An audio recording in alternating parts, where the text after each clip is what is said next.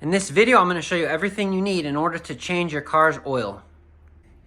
All right, I have everything lined up in order. At least the order I think makes the most sense. So these are called your wheel chocks. These are pretty affordable, maybe $5 or $10 at a Walmart or auto store. This you put in front or behind your tires to prevent the vehicle from rolling whenever it's jacked up. It's just a safety item. You could use a 4x4, bricks, stone. It does the same thing. You want to immobilize your vehicle, and this is one of the ways you do so. Next, you need some type of jack. Now, you might not need this jack. This is pretty big. You could use scissor jacks, but this is my favorite type. This is a hydraulic floor jack, and it's good for a very large vehicle. It has a long handle, so it gives you a lot of leverage. So you need a jack, and then you need jack stands. This is a very important part. Technically, a jack can hold a vehicle up, but the jack stands are important because hydraulics, they can fail. And if a hydraulic fails when you're underneath a vehicle, the vehicle will stop on you. And I know people who have died from that. So you want to have jack stands as a backup. This is a ratcheting heavy-duty piece of metal that will hold the vehicle as a secondary. So what I like to do is jack up the vehicle and then put this underneath it and then ratchet it up until the right height. And then I back off of the jack so that the car sits on the jack. And then I'll give it a little pump. So I have 2 points that are holding it up. So now that you got your vehicle secured and off the ground, let's get some rags down. You have rags for your hands, and then you have a towel to lay on so you don't get oil all over your concrete in your driveway. Next, you want to protect your hands, so you can use gloves. Optional. I don't like getting all that junk on my skin. It just doesn't feel great. You're going to need to collect your used motor oil. So this is called a drain container or an oil pan. This is something that usually will hold a couple gallons of used oil. You'll unscrew the cap.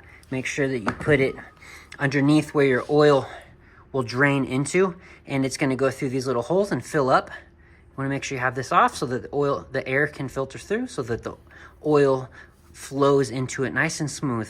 You want to make sure that it's empty when you start. If it's full, it's going to overflow, and then you got a big mess. So we're trying to avoid that.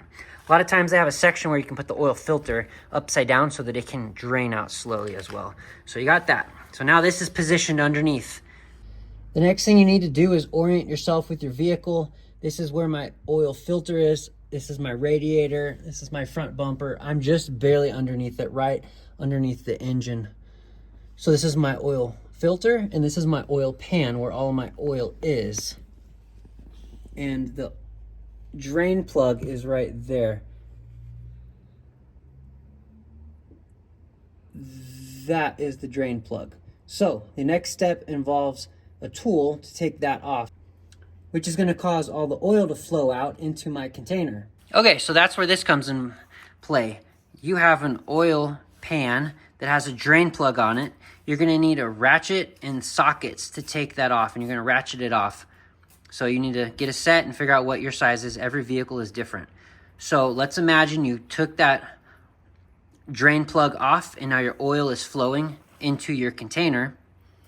The next thing you need to do is take off your oil filter, which is where this comes into play. This is an oil filter wrench. You don't necessarily need that if your hands are strong enough to twist it off, but a lot of times things get hot and things get tight, and then this is very helpful to use. You can just pinch it and twist it.